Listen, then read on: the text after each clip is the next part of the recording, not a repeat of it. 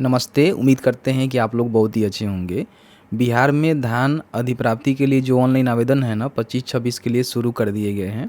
अगर आपके पास भी ज़्यादा धान है जिसको आप अपना धान को जो है पैक्स में या फिर व्यापार मंडल में बेचना चाहते हैं तो बड़ी आसानी से घर बैठे अप्लाई कर सकते हैं। इस वीडियो में जो है पूरी प्रक्रिया बताएंगे, कैसे अप्लाई करना है, किस तरह से अपना जो धान है ना वो बेच पाएंगे, इसका आवेदन करने का जो अंतिम तिथि है वो कब तक रखी गई है और क्या कुछ क्विंटल के रेट के हिसाब से आपको यहाँ पे जो राशि है ना वो धान बेचने के बाद आपको मिलने वाले हैं। वीडियो में बने रहिएगा क्योंकि वीडियो बहुत ज़्यादा इम्पोर्टेंट है उन सभी के लिए जो कि धान बेचना चाहते हैं, सरकार को देना चाहते हैं और कहीं ना कहीं अच्छा खासा जो पैसा है ना वो कमाना चाहते हैं। ठीक है, वीडियो में आगे बढ़ने से पहले आप सभी से भी रिक्वेस्ट रहेगा, अभी तक आपने इस वीडियो को लाइक नहीं किया हुआ है तो प्लीज़ वीडियो को लाइक कर दीजिए क्योंकि बहुत सारे लोग ऐसे हैं जो कि वीडियोज़ को लाइक नहीं करते हैं, शेयर नहीं करते हैं। देखिए, सबसे पहले सहकारिता विभाग के ऑफिशियल पोर्टल पर आना होगा क्योंकि यहीं से धान अधिप्राप्ति के लिए आवेदन आप कर सकते हैं।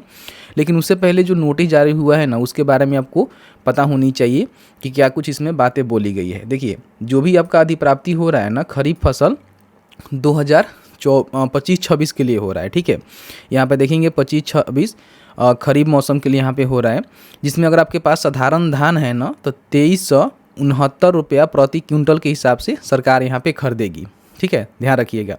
अगर आपका धान ग्रेड ए का है तो 2389 ठीक है रुपया प्रति क्विंटल के हिसाब से आपका धान सरकार यहाँ पे खरीदेगी, जो कि आप व्यापार मंडल में या फिर आप चाहें तो पैक्स में इसको बेच सकते हैं। तो अगर आप सहमत हैं, बेचना चाहते हैं तो ही आपको आवेदन करना है। अगर आप सहमत नहीं हैं तो आवेदन करने से कोई फ़ायदा नहीं है। ठीक है, अब इसका जो डेट है बताया गया है कि खरीफ मौसम में जो 25-26 के अंतर्गत उत्तर बिहार के जो भी लोग हैं उनका जो आवेदन है ना 1/11/2025 से शुरू करके यहाँ पे 28/2 तक चलेगा और बाकी जो दक्षिण बिहार के लोग हैं उनका 15/11 से शुरू होगा जो कि 28/2 तक चलेगा। ठीक है, बाकी जो अधिप्राप्ति धान के समृत्य कोई फोर्टिफाइड चावल है उस प्रकार के जो भी चीज़ें हैं ना वो 1/11 से लेकर जो है 30/6/2026 तक बेच पाएंगे। तो इस तरह से देखेंगे अलग अलग क्षेत्र के जो लोग हैं ना उसका अलग अलग यहाँ पे तिथि है, उसके हिसाब से ही अपना जो धान की अधिप्राप्ति है यानी कि धान बेचने का जो तिथि है ना वो तय की गई है। तो इसको देख लीजिएगा, मैं इसको शिक्षा बिंदु पे डाल दूंगा, वहाँ से आप चेक कर सकते हैं। ठीक है, अप्लाई करने के लिए सबसे पहले आपको क्या करना है ना कि सहकारिता विभाग के जो ऑफिशियल पोर्टल है यहाँ पर आपको आ जाना है। अब इसका लिंक आपको नहीं मिलेगा, शिक्षा बिंदु पे देखने को मिल जाएगा, वहाँ से क्लिक करके आ जाइएगा। यहाँ पे देखेंगे आपको जो है किसान कॉर्नर का बटन देखने को मिलेगा, इसमें देखेंगे खरीफ धान अधिप्राप्ति 25-26 हेतु आवेदन प्रपत्र, इस पर आपको क्लिक कर देना है। यहाँ से देख सकते हैं दलहन तिलहन के लिए भी अधिप्राप्ति के लिए आवेदन शुरू हो गया है, तो उसके लिए हम कभी बाद में बात करेंगे, लेकिन अभी जो है केवल हम धान के लिए कर रहे हैं। ठीक है, यहाँ पे क्या है ना कि धान अधिप्राप्ति करने के लिए आपके पास सबसे पहला जो डॉक्यूमेंट है ना वो आपका किसान पंजीकरण होना चाहिए। अब काफ़ी सारे लोग कहेंगे किसान पंजीकरण क्या होता है, तो आप में से काफ़ी सारे लोग जानते हैं, काफ़ी सारे लोग नहीं जानते हैं, तो उनके लिए बता दें कि डीबीटी एग्रीकल्चर पोर्टल पे आकर अपना जो भी फार्मर रजिस्ट्रेशन है उसको करना होता है, यानी कि जो किसान पंजीकरण है उसको करना होता है। कहीं ना कहीं किसान पंजीकरण करेंगे तो आपको जो एक रजिस्ट्रेशन नंबर मिलता है, उसी नंबर को आपको डालकर जो है फॉर्म को भरना होता है, तो यहाँ से कर लीजिएगा।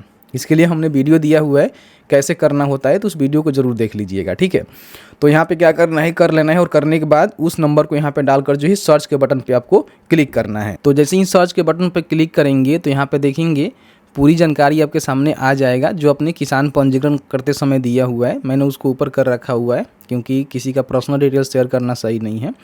यहाँ पे अपना बैंक का जो शाखा है ना वो आपको लिखना है कि आपका जो भी बैंक अकाउंट आपने दिया हुआ है उसका शाखा कहाँ है, ब्रांच कहाँ है। यहाँ पे बैंक आधार जो है ना वो जुड़ा हुआ है कि नहीं, जो भी आपका बैंक अकाउंट है आधार से लिंक है कि नहीं, तो यहाँ पे आपको हाँ कर देना है कि हाँ मेरा जुड़ा हुआ है। क्या आप पैक्स के सदस्य हैं? अगर मान लीजिए आपने पैक्स में नाम जुड़वा रखा हुआ है तो आप यहाँ पे हाँ कर सकते हैं, नहीं है तो नहीं करेंगे। ठीक है, यहाँ पे देखिए आधार के अतिरिक्त पहचान संख्या आपके पास अगर कोई है, जैसे कि मान लीजिए किसान क्रेडिट कार्ड है, मतदाता फ़ोटो है या फिर पैन कार्ड है, राशन कार्ड है, मनरेगा जॉब कार्ड है, तो आप दे सकते हैं। अगर आपके पास है तो, नहीं है तो यहाँ पे आप देख लीजिएगा कोई ना कोई एक डॉक्यूमेंट तो आपके पास होनी ही चाहिए। ठीक है, तो उसका जो भी यहाँ पे पहचान संख्या है, जैसे कि मान लीजिए हमने यहाँ पे वोटर आईडी कार्ड का सिलेक्शन किया हुआ है तो उस नंबर को यहाँ पे डालेंगे। ठीक है, अगर आप यहाँ पे मान लीजिए किसान क्रेडिट कार्ड चूज करते हैं, पैन कार्ड चूज करते हैं तो वो वाला नंबर आपको यहाँ पे डालनी है। ठीक है, यहाँ पे क्या है ना कि एक जो है नॉमिनी की जानकारी आपको देनी होती है क्योंकि ज़रूरी होता है। तो नॉमिनी का नाम यहाँ पे लिखेंगे, नॉमिनी का आधार नंबर लिखेंगे, नॉमिनी का मोबाइल नंबर और जो भी किसान है जो फॉर्म भर रहा है ना, उसके साथ इसका संबंध क्या है, पति है, पत्नी है, बेटी, भाई, माता पिता जो भी हैं यहाँ पे बताएंगे और यहाँ पे नॉमिनी को सत्यापित करेंगे तो यहाँ पे ऐड हो जाएगा, तो इसको ऐड कर दीजिएगा, ठीक है। अब यहाँ पे मान लीजिए जो भी आप धान बेच रहे हैं उसका कहीं ना कहीं किसी न किसी ज़मीन से ही उपजाए होंगे आप, ठीक है, किसी न किसी ज़मीन से ही लाए होंगे, तो उस ज़मीन की जानकारी आपको देना पड़ता है कि कौन से ज़मीन में आपने धान लगाया था। जैसे कि मान लीजिए किसान के प्रकार में हो सकता है कि आप रैयत किसान होंगे, खुद का आपके पास ज़मीन होगा, हो सकता है कि किसी का जो है ज़मीन आप लीज पर लेके बटेदार पे लेकर जो है रोपे होंगे, तो गैर रैयत कृषक में जा सकते हैं। तो दोनों प्रकार के जो किसान हैं ना यहाँ पे फॉर्म को भर सकते हैं, कोई भी दिक्कत नहीं है। रैयत है तो रैयत के बटन पर क्लिक करेंगे तो यहाँ पे अपने ज़मीन की जो है खोज के प्रकार में 2 ऑप्शन आपको देखने को मिलेगा, ठीक है। यहाँ पे चाहें तो कंप्यूटराइज जमाबंदी नंबर से खोज सकते हैं अपने ज़मीन को, नहीं तो जो उसका भाग होता है, पृष्ठ संख्या होता है, उससे भी खोज सकते हैं, ठीक है।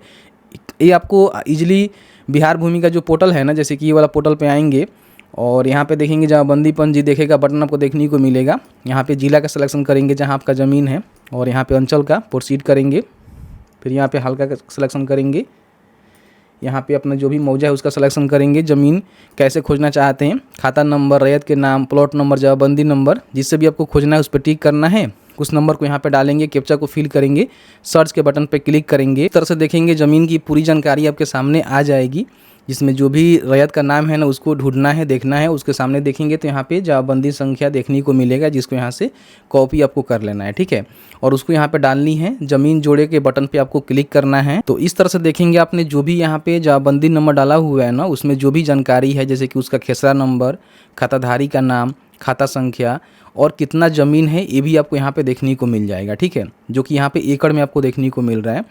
और खाताधारी के साथ आवेदक का संबंध क्या है, अगर मान लीजिए जिनके नाम से फॉर्म भर रहे हैं उन्हीं के नाम से जो ज़मीन है तो यहाँ पे स्वयं करेंगे। अगर वो उत्तराधिकारी हैं, जैसे उनके पूर्वज के नाम से ज़मीन है और मान लीजिए वो अपना फॉर्म भर रहे हैं, तो यहाँ पे उत्तराधिकारी या फिर क्रेता के उत्तराधिकारी हैं, तो भी आप यहाँ पे फॉर्म को भर सकते हैं। तो मेरा स्वयं है तो यहाँ पे स्वयं करेंगे, ठीक है। और भी आपके पास ज़मीन की जानकारी है तो आप यहाँ पे मल्टीपल ऐड कर सकते हैं यहाँ पे जानकारी को डालकर।